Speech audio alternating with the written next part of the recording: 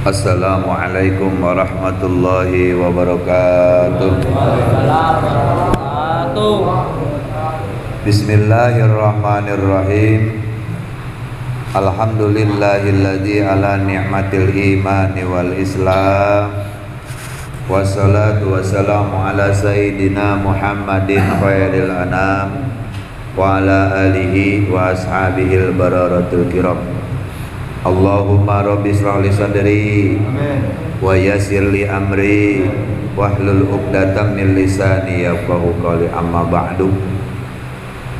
Hadirin jamaah sekalian, alhamdulillah di pada malam ini kita masih diperkenankan hadir dalam rangka thalabul ilmi yang insya Allah mudah-mudahan hadir dan datangnya kita di majlis ta'lim ini selalu senantiasa dicatat oleh malaikat yang mencatat amal kebaikan sebagai catatan amal ibadah. Amin ya rabbal alamin. Para guru, para asatidz, para sesepuh, para orang tua yang dalam kesempatan ini tidak saya sebutkan satu persatu, yang insya Allah tidak mengurangi rasa hormat dan takdim saya. Mari hadirin jamaah sekalian, seperti biasa kita melanjutkan daripada pelajaran kita di dalam kitab Nashaihul Ibad ini. Mudah-mudahan apa yang kita baca pada malam ini dapat menjadikan satu nasihat, dapat menjadikan satu introspeksi sehingga kita dapat meningkatkan ibadah kita kepada Allah Subhanahu wa taala. Dan alhamdulillah pada setiap pengajian kita selalu senantiasa mempelajari tentang mengenal Allah Subhanahu wa taala dan tentang cara berzikir mengingat kepada Allah Subhanahu wa taala.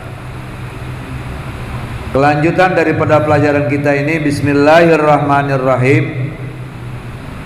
Qala, telah bersabda Asy-Syibli, Imam Syekh Syibli, bahwasanya beliau berkata, Idza aradta antasta'nisa billah fastauhis min nafsik. Idza aradta, apabila kita berkehendak, antasta'nisa, ingin mencari ketentraman kita, billahi, disertai dengan mengingat Allah Subhanahu wa taala.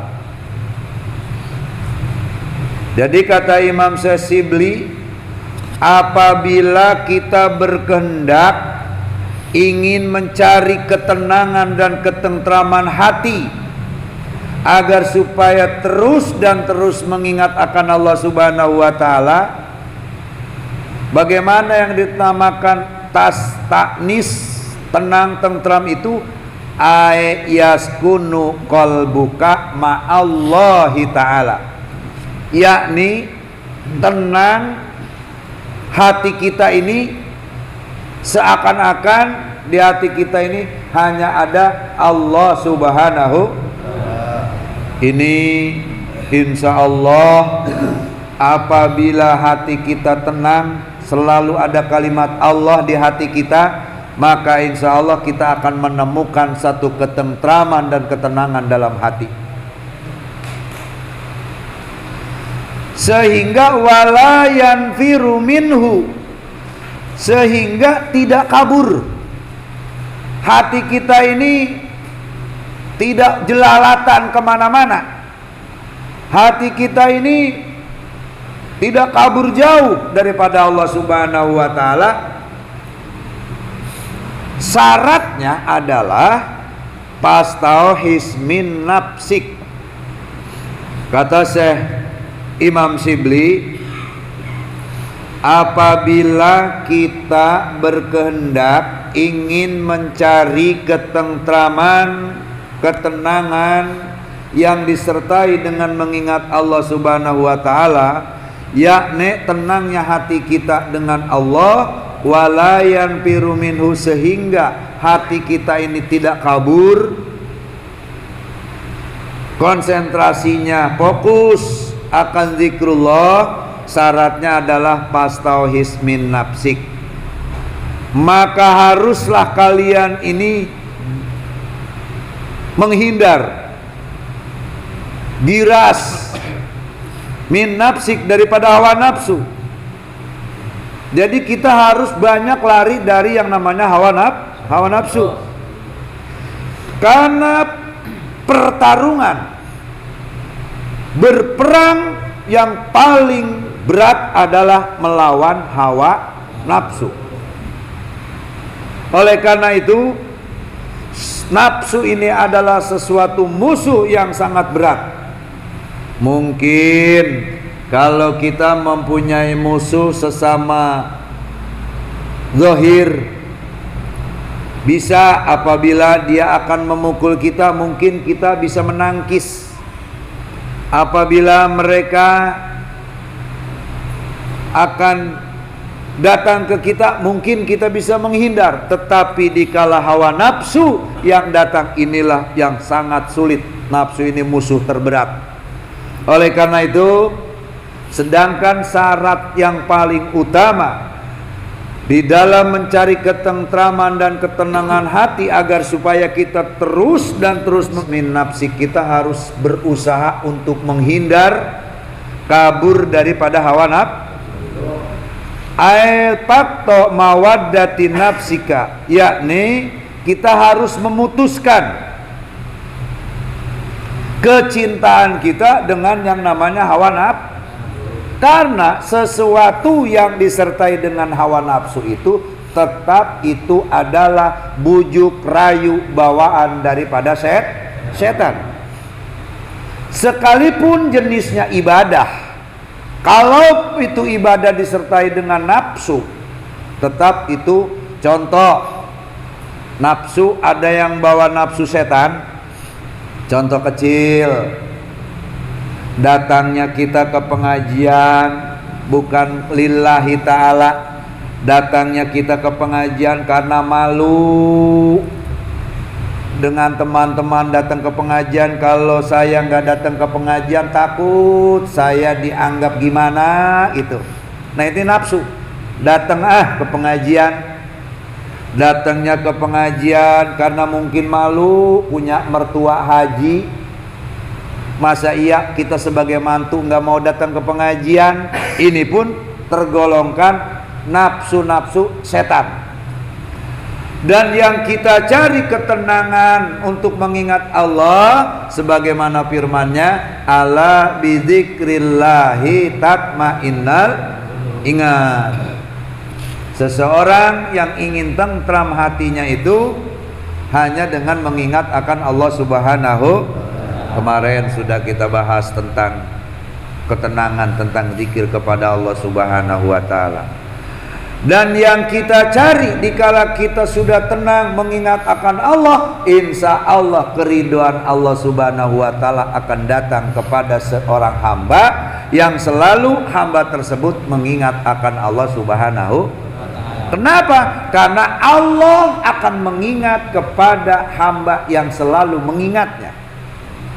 Kalau kita sudah lupa sama Allah, maka Allah pun mungkin sudah tidak peduli lagi sama kita, sehingga kita ini sudah tidak mendapatkan kasih sayang daripada Allah. Nauzubillahi min. Nah, makanya dikala kita mempunyai dan mencari ketentraman hati, mencari ketenangan hati, agar supaya kita di hati kita ini tidak ada rasa gelisah, tidak ada rasa bimbang, tidak ada rasa galau. Mari kita terapkan kalimat Allah ada di hati kita. Insya Allah. Ini keikhlasan yang kita terapkan, mudah-mudahan akan mendatangkan keridhaannya Allah Subhanahu wa taala. Karena kenapa? Salat kita belum tentu bisa menjamin kita untuk masuk surga. Thalabul ilmi kita belum tentu menjamin kita untuk masuk surga. Puasa kita belum tentu menjamin untuk kita masuk surga. Kopiah, sorban, baju yang bagus yang kita gunakan belum tentu menjamin untuk masuk surga. Yang dapat menjamin untuk mendapatkan surga dan keridhaan Allah Subhanahu wa taala adalah seseorang yang melaksanakan sesuatu ibadah itu yang disertai dengan ikhlas, ridho, tanpa mengharapkan sesuatu apapun dari manusia kecuali daripada Allah Subhanahu. Bahkan karena ini adalah ucapan Syekh Shibli, satu ketika Syekh Shibli sudah wafat. Satu ketika ada seorang ulama yang memimpikan kepada Syekh Shibli sementara Syekh Shibli ini sudah wafat, lalu diimpikan oleh seorang ulama. Dalam mimpinya itu ditanya, Su'ila Shibli ba'da mautihi fi halihi fil manam. Ditanya Syekh Shibli ba'da mauti, setelahnya meninggal, an halihi fil manam, semua perilaku-perilakunya setelahnya wafat apa? Ditanya oleh seorang ulama pada saat mimpi. Maka Syekh Shibli pun menjawab, faqala qala Allahu li ya Aba Bakrin, ya Aba Shibli.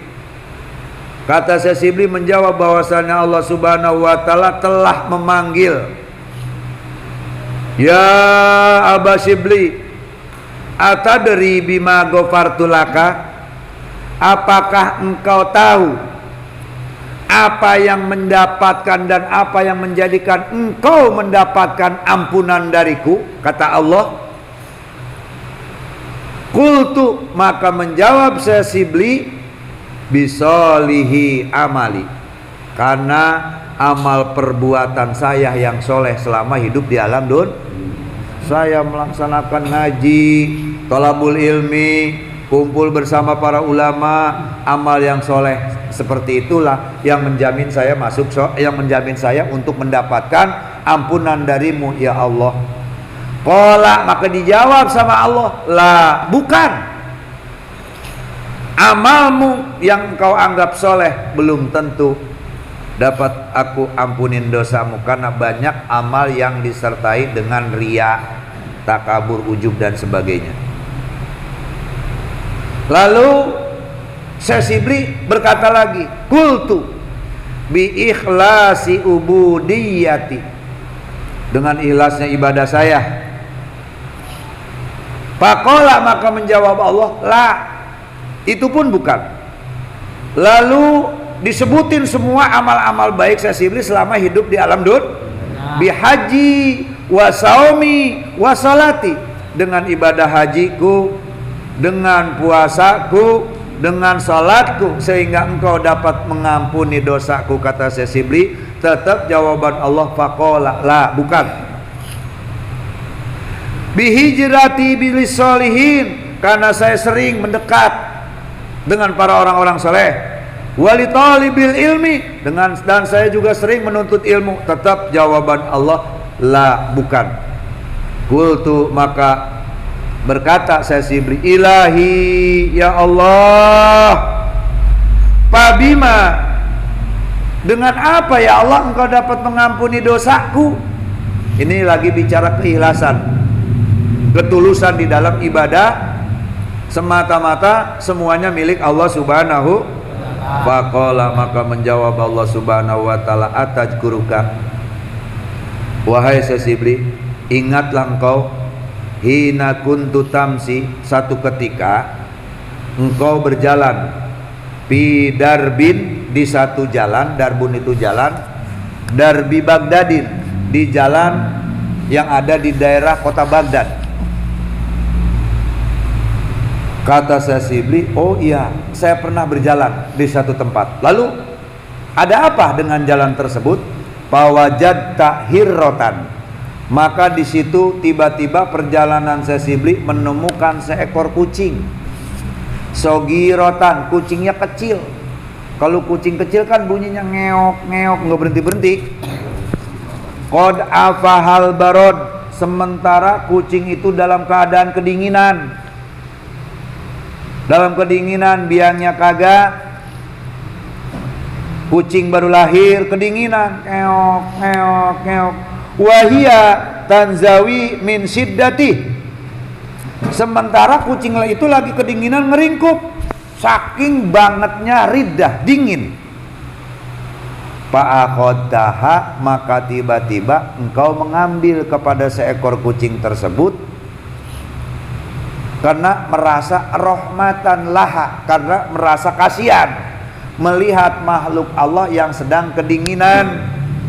Wa adkhaltaha, dan memasukkannya sesibli kucing tersebut fi parwin, di dalam satu tempat. Mungkin kalau lagi jalan bawa tas, apa ditaruh disimpan tas supaya kelihatan hangat, apa dibungkus pakai sorban.